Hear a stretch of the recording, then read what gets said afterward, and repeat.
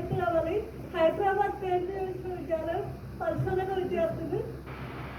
నా అంశం వచ్చేసి తెలంగాణ సంస్కృతి. తెలంగాణ సంస్కృతి అనగానే బతుకమ్మ, బోనాల పండుగ రెండే గుర్తొస్తాయి అందరికీ. తెలంగాణ సంస్కృతి అంటే బతుకమ్మ, బోనాలే కాదు, ఇంకా చాలా ఉన్నాయి తెలంగాణలో అంశాలు.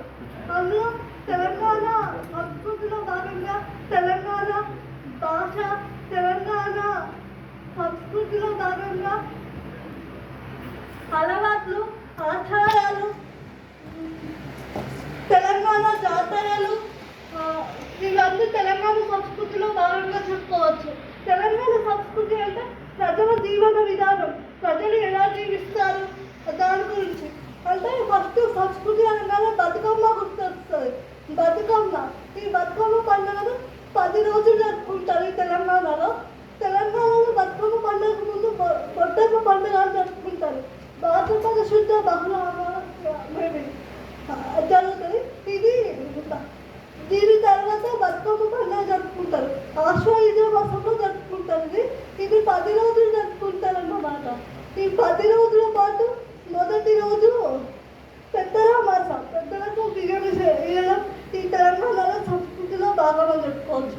ఇందులో అంటే చనిపోయిన వాళ్ళకి బియ్యం ఇచ్చి వాళ్ళని గుర్తు చేసుకొని వాళ్ళకి తర్పణాలు అర్పించుతారు. బతుకమ్మ పండుగలో భాగంగా మళ్ళీ 9 రోజులకు 9 పేర్లు ఉంటాయి. అదేది నేను చెప్పదలుచుకోలేదు, ఎందుకంటే అందరికీ తెలుసు 10 రోజులకు పేర్లు ఉంటాయని. మళ్ళీ సంస్కృతిలో భాగంగా జాతరలు, తెలంగాణ జాతరలు అనగానే ఫస్ట్ గుర్తొచ్చేది కుంభమేళ. రెండో కుంభమేళ, ప్రపంచంలో రెండో కుంభమేళ గిరిజన వీరుల జాతర, అదే సమ్మక్క సారక్క జాతర. సార్ ఇప్పుడు పొలాస గురించి చెప్పగానే నాకు మేడారం సమ్మక్క సారక్క జాతర గుర్తొచ్చింది. అంటే పక్కనింత రాజు పొలాస అది తెలుసు మనందరికీ. మళ్ళీ నెక్స్ట్ వచ్చేసి సింగరేణి జాతర. ఇది సిద్దిపేట జిల్లా కోహెడ మండలం పూనల్ల గ్రామంలో జరుగుతుంది. ఇది సంవత్సరానికి ఒక్కసారి జరుగుతుంది. అది పుష్యబహుళ అమావాస్య రోజు జరుగుతుంది. ఎప్పుడంటే పుష్యబహుళ అమావాస్య ఈ సంవత్సరం జనవరి 18వ తారీఖు జరుగుతుంది. ఇక్కడ ప్రత్యేకత ఏంటంటే ప్రతి జాతరలో నదులు ఉంటాయి. తూర్పు వైపుగా ప్రవహిస్తుంది అన్నమాట.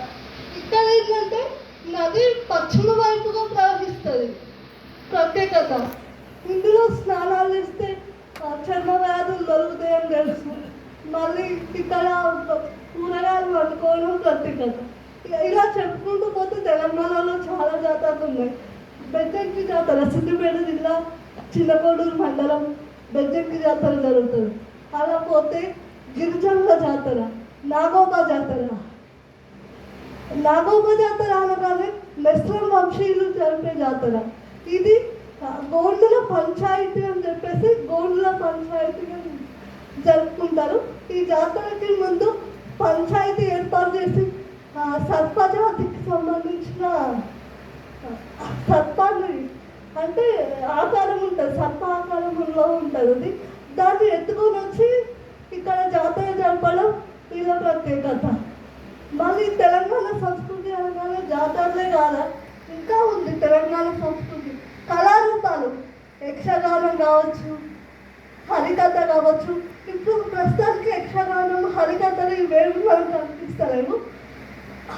చిన్న యక్షగానం గురించి చెప్పే వాళ్ళు ఎవరంటే చిన్న కళాకారులు చెప్తున్నారు. ఇప్పుడు ప్రత్యేకంగా దీనికోసమే చెప్పాలని చాలామంది వృత్తిలోకి వస్తున్నారు. నెక్స్ట్ అలవాట్లు, ఆచార వ్యవహారాలు కావచ్చు. తెలంగాణ సంస్కృతి అంటే ప్రజల జీవన విధానాన్ని అర్థం చేసుకోవచ్చు. ఈ తెలంగాణ పునర్దర్శన సదస్సుకు ఇచ్చేసిన పెద్దలందరికీ, నాకు రామోజీ హరగోపాల్ సార్ గారికి ఈరోజు ఇక్కడ వచ్చి మాట్లాడుతున్నారంటే కారణం రామోజీ హరగోపాల్ సార్ కావచ్చు, మా కేంద్రీయ విశ్వవిద్యాలయం కావచ్చు, మా కోటి ఉమెన్స్ విశ్వవిద్యాలయం కావచ్చు, మా ఊరు జిగరకుంటపల్లి కావచ్చు. Thank you all.